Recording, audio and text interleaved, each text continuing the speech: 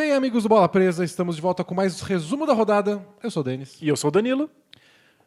Rodada de quinta-feira foi a dos líderes de novo, dos cabeças de chave número 1. Lakers e Bucks tinham perdido os primeiros jogos, tá tudo empatado, tudo voltou ao normal. A final vai ser Lakers e Bucks de novo.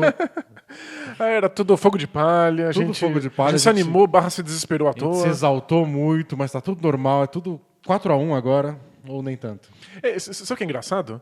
Quando tinha mais tempo entre as séries, no mundo normal em que não existe uma pandemia, a gente tinha mais tempo pra ficar indignado e fazer um monte de projeções. Ultra-análises detalhadas. Agora tem jogo dia sim, dia não, e aí a gente se sente idiota mais rápido. Não é? A gente se sente meio ridículo de ter reagido de maneira tão exacerbada pra uma coisa que em 48 horas já ficou velho. Mas a do Bucks a gente não reagiu assim, então a gente tem razão. Só pra quem chegou agora, tem resumo da rodada todo dia aqui no YouTube. O ideal é que a gente poste mais ou menos na hora do almoço, para ser sua companhia do almoço, antes que comece já a rodada às 2 da tarde. Somos o Bola Presa, que é um blog, é um podcast, é uma rede de entretenimento multimídia. Basquetebolístico. Basquetebolístico. Você lê os nossos textos no bolapresa.com.br, você escuta os podcasts às sextas-feiras no Spotify e no seu agregador de podcast Hoje favorito. já tá no ar, já publiquei. Isso, então vai lá e confere. E você assiste a gente aqui no resumo da rodada diariamente e nas gravações dos podcasts às quintas-feiras no YouTube. E também encontra a gente no Twitter, no Instagram, no Facebook, essas coisas todas. E você pode ir lá no PicPay, assinar o Bola Presa por 14 ou 20 reais por mês, que você vai ganhar conteúdo exclusivo, tipo uns 60 podcasts, assim. Só pra começar? Só para começar. E apoia o conteúdo gratuito tipo isso. Então, se você gosta disso, nós somos sua companhia de almoço, considere apoiar o Bola Presa. E se você é de vídeo e tá gostando das análises que a gente faz das jogadas aqui no resumo da rodada, a gente tem análises de jogos inteiros só pros assinantes em vídeo, então assina a gente no PicPay. Boa. Então vamos começar com Lakers e Blazers. Bora. Bom, o Lakers ganhou. Aliviado. Isso, dormiu melhor essa noite? Dormi melhor. Foi uma senhora surra que o Lakers deu no Blazers. E eu achei muito engraçado o método do Lakers. Que foi... A gente resolve o que a gente fez mal no primeiro jogo ou a gente dobra o que a gente fez bem? E eles preferiram dobrar o que eles fizeram bem. Então eles já tinham marcado, defendido muito bem o Blazers no jogo 1. Fizeram melhor. Fizeram ainda melhor. O Blazers ajudou também, que a pontaria não estava lá, essas coisas. Então o Blazers, que tinha uma média de 126 pontos por jogo na bolha, fez 88. Nossa, é absurdo. E isso... Eu não sou bom de matemática, mas é tipo quase a metade. E isso porque o último quarto foi só os reservas jogando e o Blazers fez 30 pontos. Porque o primeiro quarto o Blazers fez 19 pontos, foi o pior quarto deles na bolha. No segundo quarto, o Blazers fez 20. O segundo pior quarto deles da bolha. E no terceiro fez 19 de novo, igualando o pior. Deve ter feito 21, pra mostrar pelo menos que estava progredindo, claro. Então chegou no último quarto, começou o último quarto com 58 pontos no placar, perdendo de 30 e o Damian Lillard com o dedo deslocado. Tentando roubar uma bola nada a ver do Anthony Davis. Então foi um dia para esquecer do Blazers. Não é que tá tudo acabado, não é que não tem mais esperança, mas foi um desastre. O resumo do dia pro Blazers foi o Damian Lillard jogando a toalhinha dele assim contra o painel luminoso na NBA, de pura frustração, já que ele se alimenta de ódio e rancor. Ele estava com muito ódio e com muito rancor ontem. Mas ele não é do tipo que se expressa assim. Ele só fecha a cara e no outro jogo ele desconta. E não é de tacar coisa, quebrar cadeira. Que acho que foi mais pela possível lesão, né? Mas raio-x feitos já na bolha e não aconteceu nada demais. Foi só um dedo deslocado. Isso, que dói. Tem uma conta no Twitter, que é um site também, mas ele fica mais no Twitter, chama In Street Clothes, tipo em roupas de rua. Em roupas de dia de semana. Isso. Que é só sobre lesões na NBA. E o cara realmente estuda as lesões e tudo mais. E a média de jogos perdidos por dedo deslocado é menos de 1. Então muitos jogadores nem perdem jogos por causa disso. Claro, Vários jogam, voltam na mesma partida. Você pode jogar com o dedo deslocado. O ponto é incômodo, às vezes atrapalha a sua mecânica de arremesso, não é o ideal. Então o Lillard já garantiu que volta para o jogo 3, mas talvez tenha um incômodo na mão. Na mão esquerda, então acho que não deve atrapalhar tantos arremessos. Se der tudo certo, não vai ser um fator determinante no resto da série. Pois é. O que pode ser um fator determinante é a defesa do Lakers em cima do Lillard, que ontem encheu o saco dele a partida inteira. forçou ele a arremessos bem difíceis, forçou ele a dar muitos passes e o pessoal não estava tão inspirado como em outras ocasiões. Foi uma defesa que a gente não tinha visto o Lakers aplicar definitivamente na bolha e coloca o time em outro nível no dia em que as bolas de 3 pontos não estão caindo. O Lakers, de novo, teve muitas oportunidades e, de novo, não aproveitou como deveria, né? Eu achei que esse foi um jogo mais normal do Lakers. Por exemplo, o primeiro quarto, o Lakers acertou 9... No primeiro tempo, 9 de 11 arremessos dentro daquele semicírculo, embaixo da cesta. Tipo, bandeja enterrada e afins. Fora, tipo, até dentro do garrafão, mas fora do semicírculo, 3 de 14. Isso, esse é o Lakers. Bem-vindo ao Lakers. Mas depois começaram a cair algumas bolas de 3. O Anthony Davis acertou bolas de 3, o que não é todo dia. É importante pro Lakers. O Caldwell Pope acertou 4 bolas de 3. E no fim das contas, o Lakers fez 14 bolas de 3 pontos, 10 nos 3 primeiros quartos, que foi quando o jogo de verdade aconteceu. O último a gente nem considera. Perfeito. E a sua previsão de teremos J.R. Smith em quadra, de fato se concretizou, embora a maior parte dos minutos fosse nesse quarto período em que não valia mais nada. Mas ele começou o segundo quarto em quadra. Isso. Ele nem entrou no primeiro jogo, e nesse ele começou o segundo quarto, logo depois do Lakers nem ter feito bola de 3 no primeiro. Achei que foi um sinal do tipo, a gente precisa disso. Isso, você cantou essa bola com antecedência. Só achei engraçado que primeira posse de bola ele não conseguiu um arremesso, depois ele tentou um arremesso de 3 e errou, e depois ele ameaçou um arremesso, ficou meio assim. E fez uma infiltração, né? Infiltrou e deu uma assistência pro Dwight Howard. Foi legal, bela assistência de J.R. Smith. Parabéns. Não é pra isso que você tá em quadra.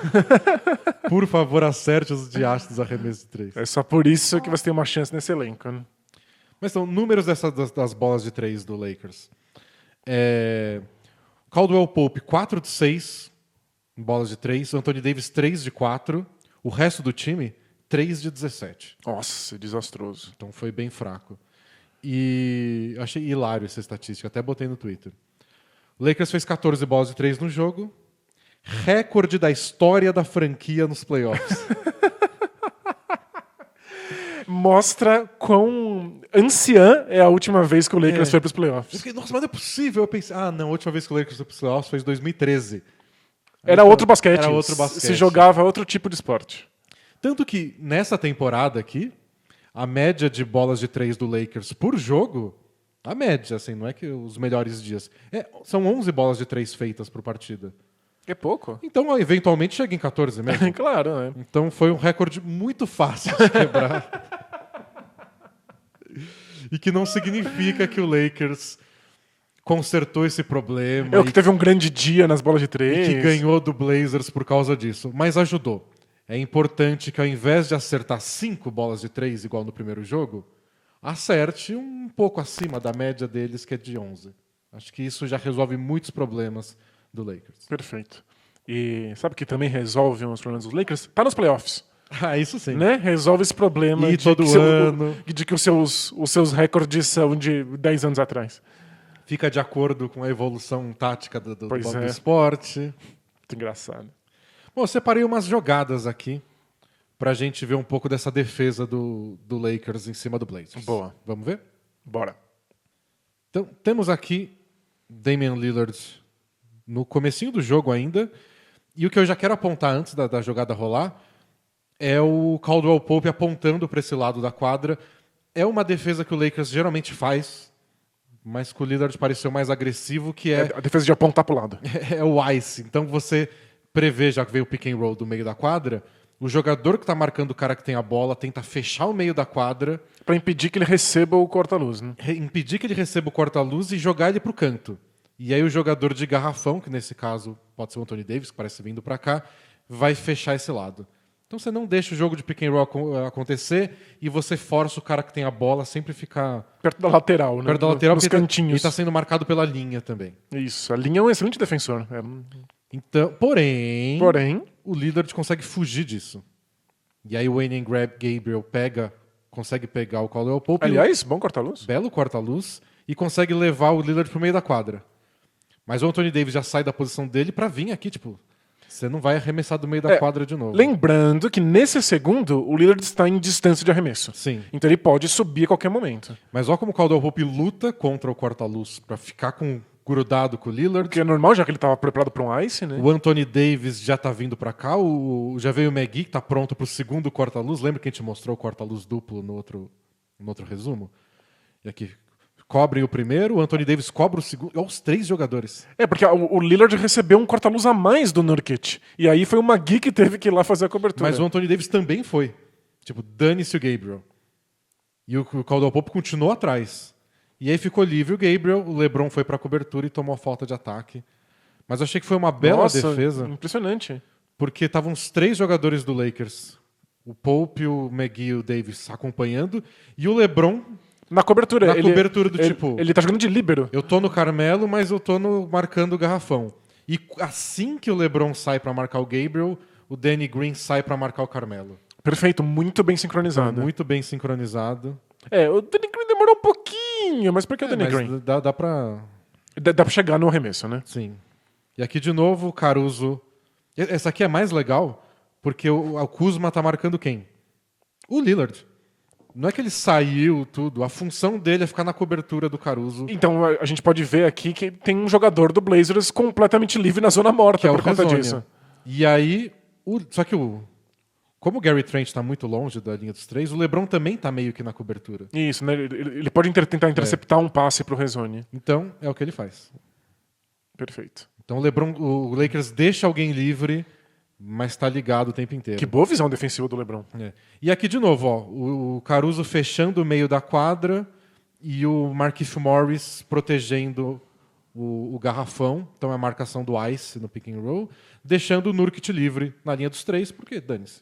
Mas nessa circunstância é difícil dar um passe pro Nurkic, porque você tem 2 defensores te esmagando na linha lateral, né?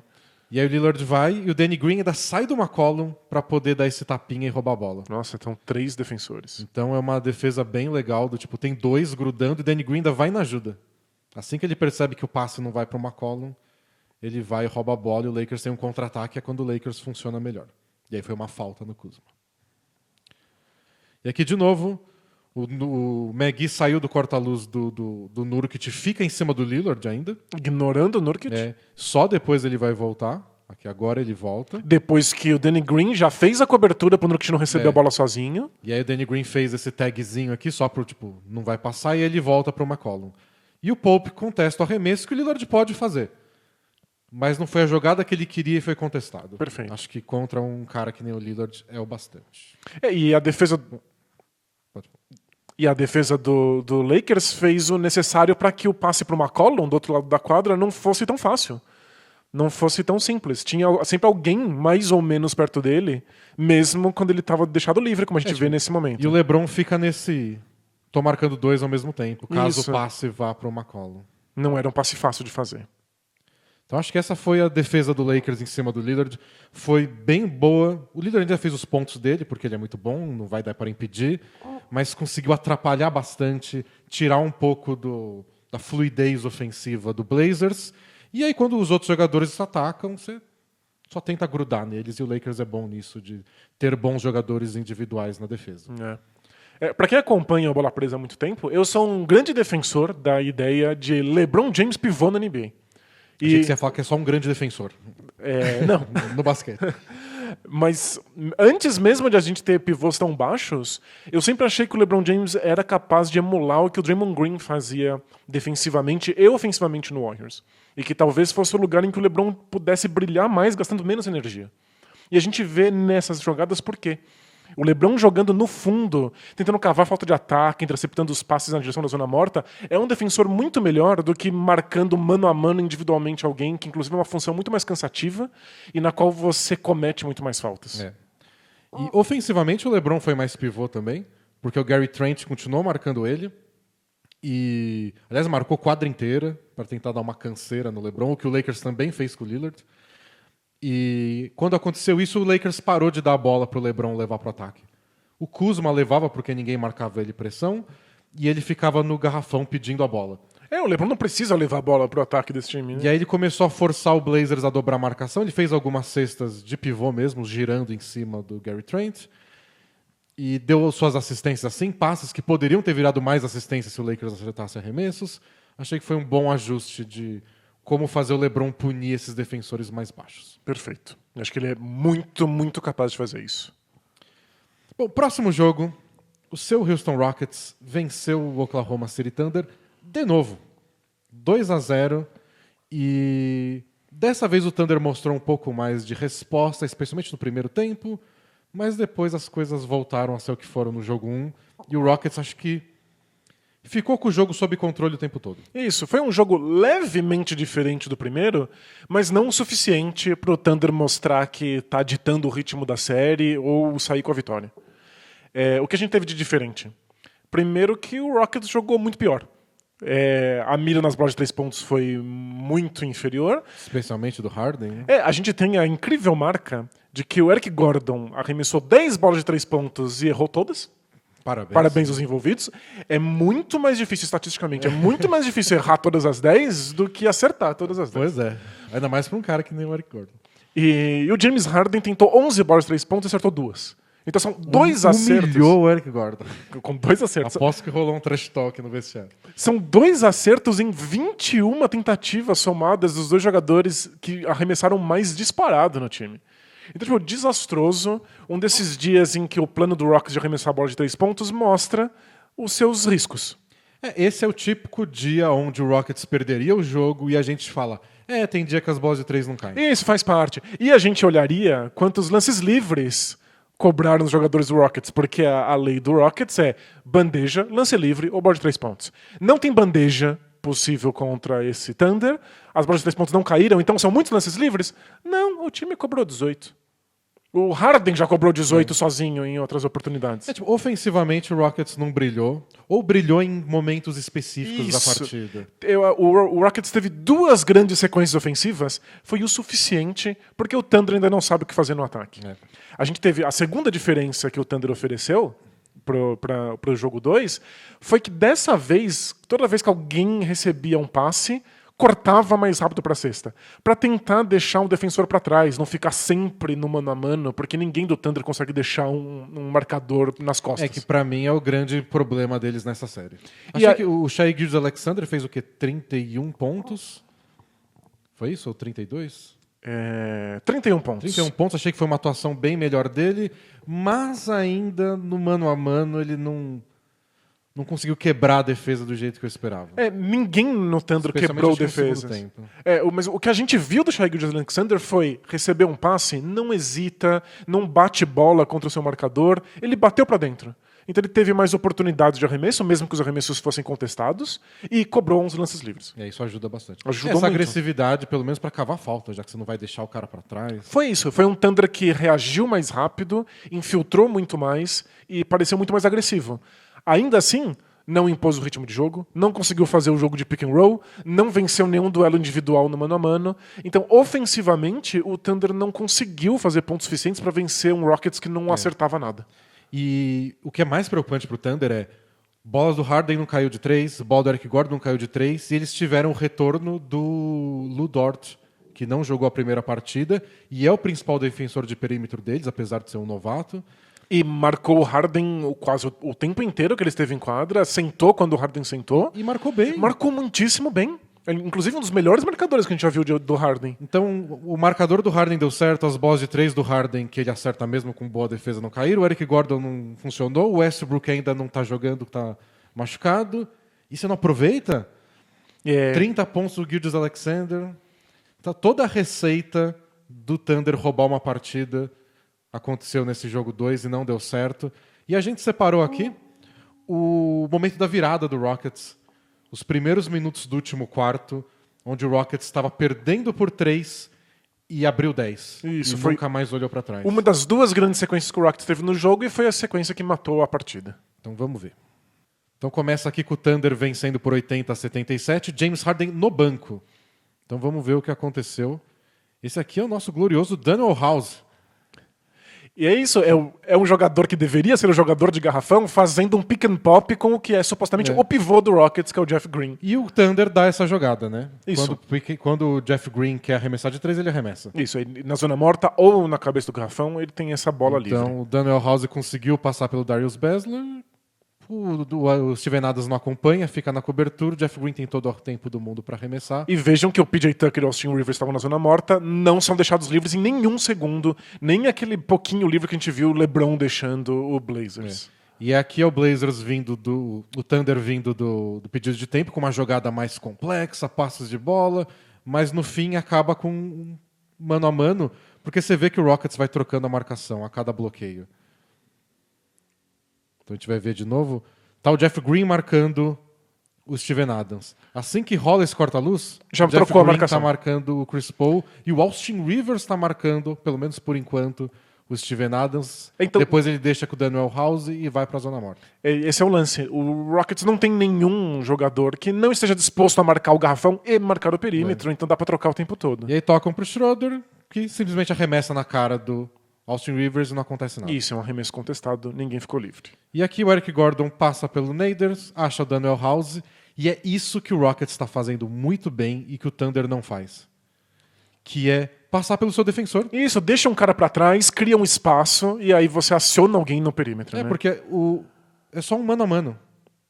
É só o cara ficar na frente do Eric Gordon. Não fica. Obriga pessoas a sair na cobertura. E assim que sai... E o Steve Adams teve que sair pra cobrir, e isso quer dizer que ele deixou a zona morta livre, porque não existe pivô no Rockets. E aí você tem alguém livre no perímetro. Então, próxima posse de bola, de novo... mano a mano, dessa vez ainda que eles conseguem arremessar sem marcação por causa dessa tentativa de roubo de bola no Steven Adams.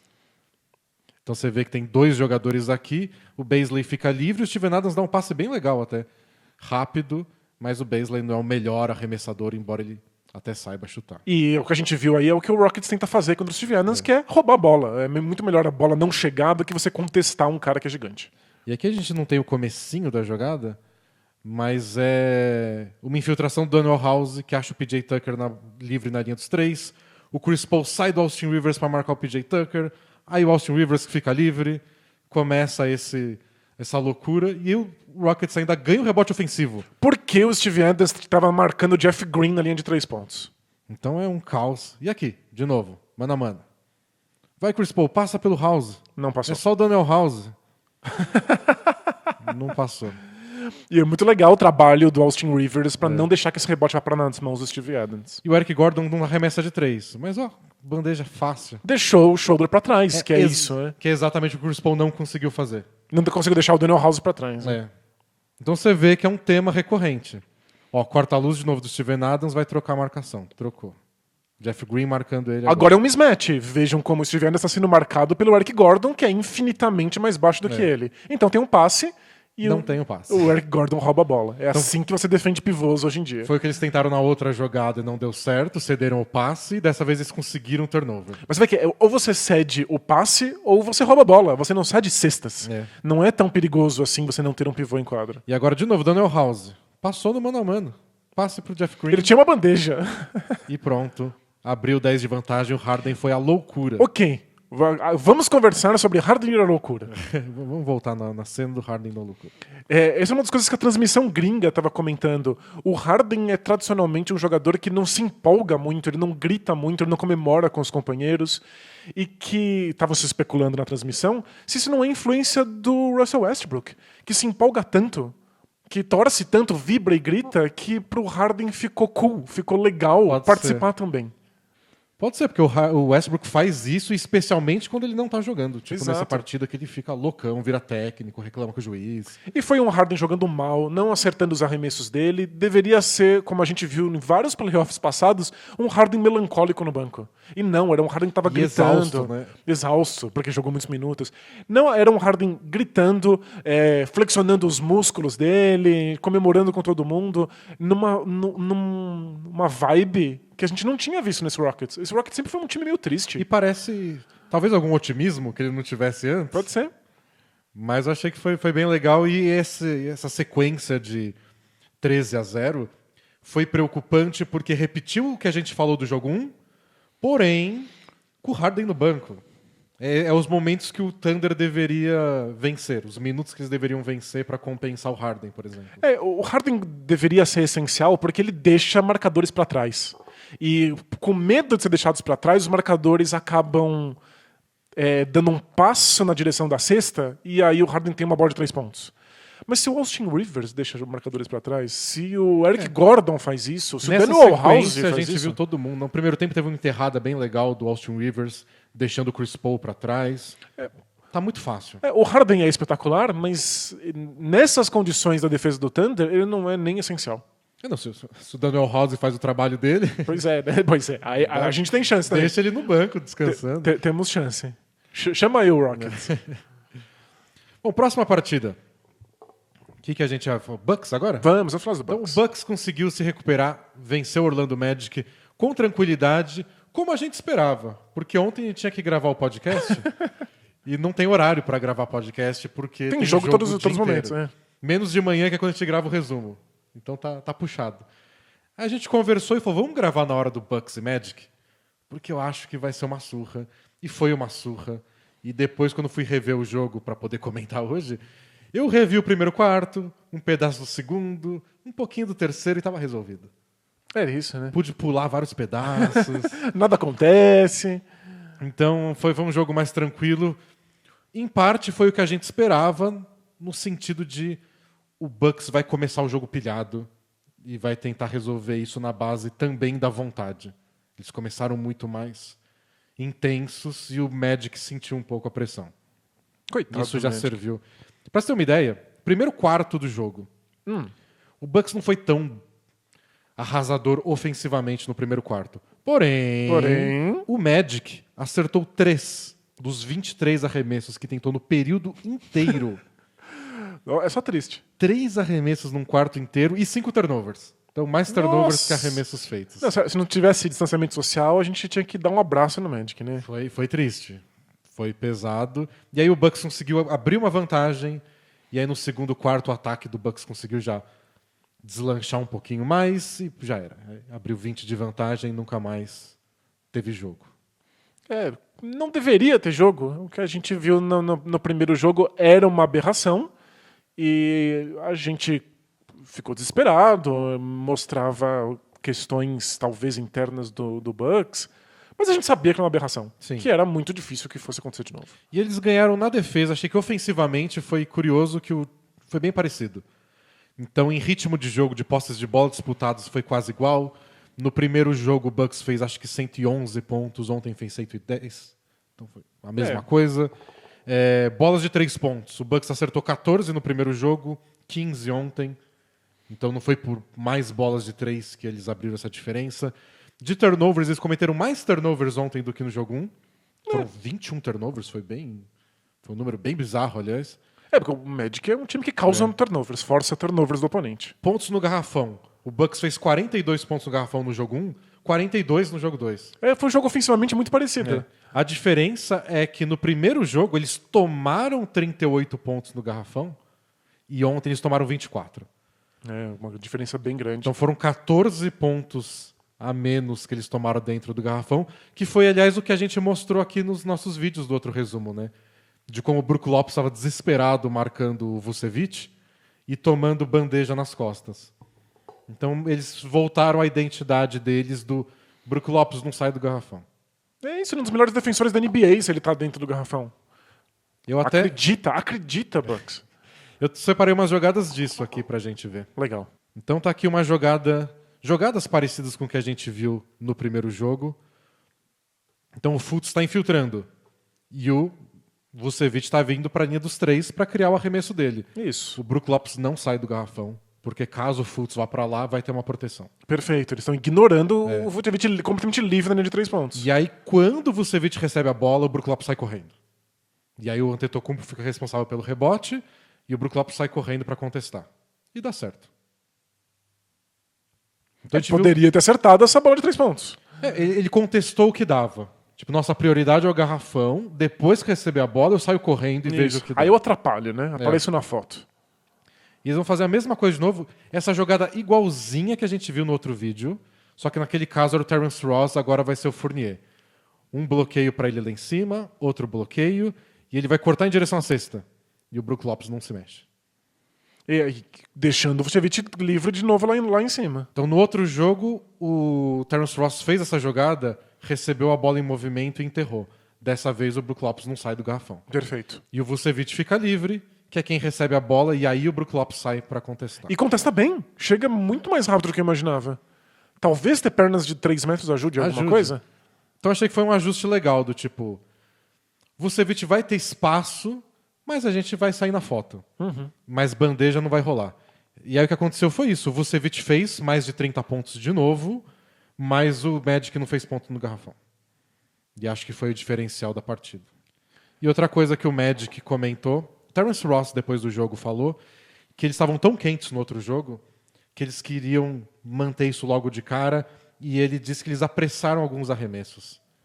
Do tipo, a gente deveria tocar mais a bola no ataque, mas a gente viu um espaço e já arremessava. E não rolou. É o plano ideal para muitos times. Ter qualquer espaço e arremessar. Especialmente quando você está enfrentando grandes defesas, como é o caso da defesa do Bucks.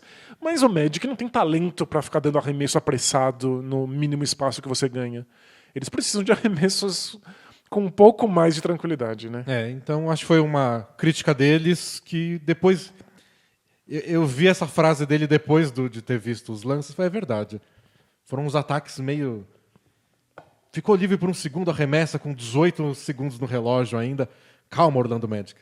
Não apressa as coisas que você também não quer enfrentar o Bucks na correria. O medo é, se você ficar rodando a bola esperando um arremesso melhor, um arremesso mais livre, mais tranquilo, você vai encontrar contra o Bucks vai jogando defesa direito?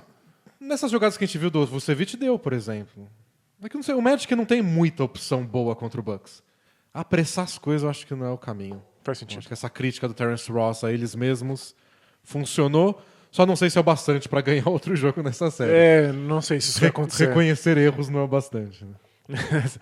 por algum motivo estranho, saber que você errou não faz as coisas ficarem boas de novo, né? Não faz acertar o próximo jogo, o próximo arremesso. Mas foi legal ver o Bucks ajustar e parecer um pouco mais a defesa do Bucks, que foi a melhor da temporada. Adoro que ajustar significa fazer o que eles sempre fizeram na temporada regular. Ah, meu Deus, Bucks. Pelo menos foi no jogo 2. Isso. Não foi no jogo 5. Bom, próxima partida a gente teve mais uma vitória do Miami Heat sobre o Indiana Pacers. E de novo pareceu que o Pacers não tem poder de fogo para encarar o Miami Heat. Foi um jogo muito parecido com o primeiro, né? A gente viu as mesmas dificuldades do Pacers de conseguir encontrar arremessos livres, de não conseguir passar a bola, de ficar com receio de acionar os companheiros nos espaços que surgem, porque o Heat é uma defesa fortíssima que intercepta passes. A diferença desse jogo é que o Pacers conseguiu impor uma defesa muito forte também, especialmente no primeiro tempo. E durante toda a temporada essa foi assim que o Pacers conseguiu se manter no top 4, top 5 do leste. Nunca foi por causa do ataque, nem quando o Sabonis estava lá. Então, acho que eles tinham que tentar igualar essa série na defesa e tiveram seus momentos. O Pacers tentou fazer com que a defesa alimentasse o ataque, já que o ataque tem medo de passar a bola para o lado, o Pacers tentou acelerar um pouco mais o jogo. Fazer com que a defesa gerasse mais contra-ataques ou pelo menos posses de bola mais rápidas. E alguns bons arremessos surgiram disso, mas não o suficiente para você mudar o plano ofensivo do time. Para a gente que está comentando todo o jogo, foi uma partida meio frustrante de assistir, porque você olha e fala, não sei o que eu vou falar de diferente do primeiro jogo, sabe? Mas também não é como se o Pacers tivesse um elenco vasto que pudesse fazer alterações. A grande mudança foi que dessa vez o Oladipo jogou o jogo todo. O primeiro ele saiu com o olho arranhado lá. Dessa vez ele jogou mais, fez seus pontos. Jogou bem, porém, esses pontos vêm em jogadas de mano a mano ainda marcado pelo seu defensor. E eles até conseguiram mais bolas de 3 com o Miles Turner, que não pisa no garrafão. Ele tentou ele conseguiu uma infiltração. Ele fingiu um arremesso de 3 pontos, porque é isso que ele faz, e aí alguém caiu na finta e ele deu uma infiltrada. E acho que vários golfinhos morreram naquele momento de tristeza. Ele é completamente descoordenado fazendo isso. A gente coloca o Miles Turner numa lista de jogadores que são muito altos e conseguem colocar a bola no chão e arremessar de longe, mas o Miles Turner é mais só arremessar de longe. Né? Ele é certamente o mais descoordenado de todos eles. Mas ele tava... Ontem acertou o quê? 3 bolas de 3? Você tem o box score da partida? Foram 3 bolas de 3 em 3 tentativas. Isso ele fez bem. Até pensei que ele poderia fazer mais, pra gente ficar com 100% de aproveitamento. Vê se você consegue tirar mais o Adebayo de dentro do garrafão, da cobertura. Mas não é como se o Pacers conseguisse criar arremessos livres para o Miles Turner o tempo inteiro. E esse é o ponto. O Miles Turner também não gera arremessos livres para outros jogadores. Ele conseguiu alguma dessas infiltrações, ele teve um jogo ofensivo digno, mas ele para a bola muitas vezes no ataque e aí ele não consegue acionar mais ninguém. Ele acaba matando o ritmo do ofensivo do Pacers, que é um time que já não tem muito ritmo ofensivo. Por isso que eu achei uma boa ideia correr, que o Pacers acelere o jogo. O TJ Warren não é o cara mais rápido do mundo, mas ele faz muito ponto de contra-ataque. De roubar a bola e já... Assim que o time pega o rebote ou rouba uma bola, ele já dispara e consegue umas bandejinhas. Ele é um cara que pontua bem assim. É um dos motivos que faz ele ter 19 pontos por jogo e a gente esquecer que ele existe. Então forçar turnover era uma boa pro Pacers, mas o Heat está bem disciplinado nessa série. Sem dúvida. Nem sempre, mas o bastante. O suficiente. E a defesa do Pacers foi muito mais forte e conseguiu acelerar o ataque às vezes, porém, o Heat saiu de quadra com 51,4% de aproveitamento em bolas de 3 pontos. São 18 arremessos convertidos. É muito difícil hoje em dia você permitir que seu adversário tenha esse tipo de aproveitamento e vencer um jogo. E o grande erro deles eu achei que foi na marcação do Duncan Robinson, que matou com o jogo. Pois é, e a gente separou aqui todas as bolas de 3 e vamos lá, que são muitas. Ele acertou 7 em 8 tentativas. Temos aqui a primeira cesta do jogo já. Então, uma jogada em dupla lá do Adebayo com o Jimmy Butler. Em 1 minuto, o Duncan Robinson já tinha dois arremessos de 3 pontos convertidos. Esse é um erro bem primário assim de defesa. Alguns times fazem isso porque são muito atléticos. Às vezes o Raptors faz isso porque são uma aberração. Mas é que os técnicos chamam de ajuda a um passe de distância. Porque quem veio para ajuda nessa infiltração do Jimmy Butler é o Oladipo. Só que o Oladipo é o cara do Duncan Robinson. Que é um arremessador especialista de 3 pontos. Que está a um passe de distância do Jimmy Butler. É só ele tocar para o lado e pronto. O que a gente viu o Lakers fazendo nessas circunstâncias era tirar o homem que estava na zona morta oposta da bola. Porque aí não é um passe. Se for um passe, é um passe muito difícil. É um passe tipo o que a gente viu ontem do Donovan Mitchell atravessando a quadra. E isso é muito absurdo. Então, tipo, o Jimmy Butler vê que o Oladipo tá nele, passa pro lado e o Duncan Robinson acerta. E o Oladipo não tem como contestar o Robinson a contento, ele tenta contestar o passe, o que também não faz nenhum sentido, porque é um passe muito fácil, é um passe pro lado. Então, pra uma defesa boa, achei um erro meio primário. Esse é simplesmente um corta-luz acontecendo. E esse é cruel porque rebote ofensivo é o que mais gera bola de 3 sem marcação.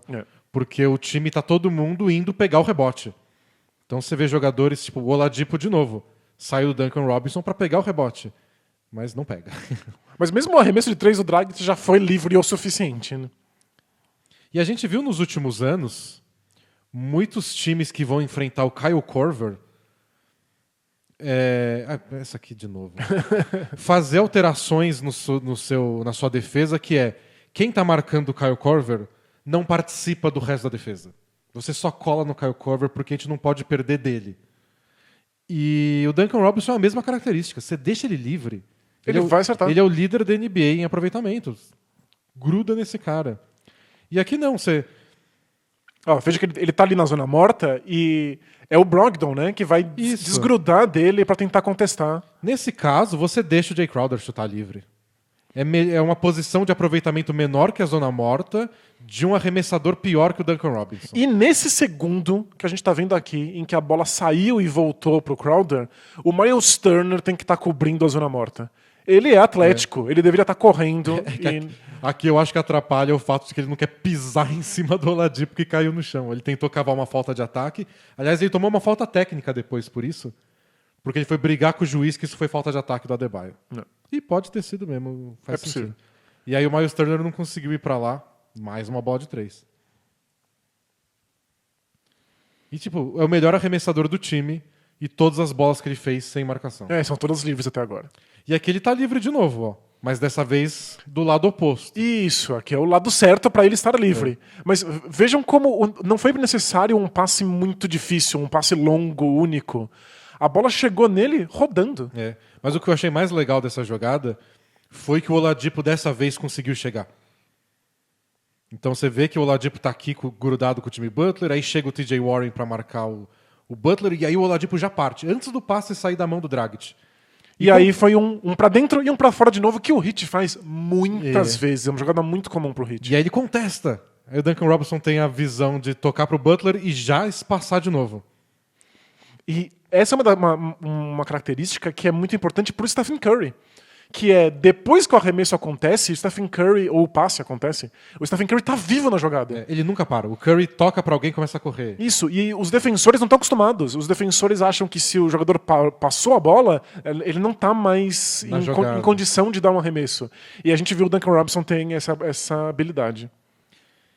E aqui, esse aqui é de transição. De novo, gente perdida no garrafão. Isso, de novo, o Oladipo no chão. E aí é um erro de transição defensiva, porque a gente tá vendo o Brogdon de novo, ele tá marcando a bola, e aí ele deixa o Duncan Robinson do lado dele livre para um arremesso. É que o Heat, por acelerar, por exemplo, o Oladipo não tá no Duncan Robinson, porque ele tá marcando o Adebayo embaixo da cesta, porque o Miles Turner tá atrasado. E aí o Oladipo cai de novo. Então o Miles Turner chega, mas o Oladipo não tem condição de vir pra cá e o Brogdon nem tá vendo Mas o que tá acontecendo. o que o Miles Turner tá fazendo da vida? Ele já sabe que ele não tá no lugar certo, que o Oladipo já chegou e marcou. Então ele deve estar em outro lugar. E aqui foi a última do Duncan Robinson no jogo e foi a mais esquisita porque ele não costuma pontuar assim, que é batendo a bola. Isso, driblando. Essa foi a mais bem marcada. Isso. Ainda que a ajuda defensiva tenha chegado ali meio atrasada. Mas assim, teve uma cobertura e não foi uma jogada que o Duncan Robinson faz muitas vezes, de bater bola antes de arremessar. Mas foram 7 bolas de 3 que num jogo levemente disputado, não que tenha sido colado até o final, faz toda a diferença. Tipo, se você vai jogar contra o Heat, acho que a primeira coisa que você tem que fazer é eu não vou perder para 6, 7 bolas de 3 do Duncan Robinson. É isso. E você não vai deixar ele ter 87% de aproveitamento nessas bolas, né? E é isso, pessoal. Essa foi a rodada da quinta-feira. Só avisando que a gente volta no sábado para comentar a rodada de sexta, que são aqueles mesmos 4 jogos, Dallas, etc. Vai ser sempre 4 jogos. Mas no domingo a gente resolveu se dar folga. Nossa, a gente merece um soninho. Então na segunda-feira, vai ter amanhã no sábado, não se preocupem. Na segunda a gente volta para comentar 2 rodadas. A gente vai fazer a loucura de comentar 8 jogos. Isso, mas é porque a gente precisa de... Domingo é sagrado, né? Até Deus descansou no último dia. Isso, não pode trabalhar. Então valeu, pessoal. Façam tudo aí, sigam o Bola Presa, curtam o canal. Isso, dá like nesse vídeo pra gente conseguir espalhar o conteúdo pra todo mundo que curte basquete. Valeu, pessoal. Até a próxima. Tchau! Tchau, tchau!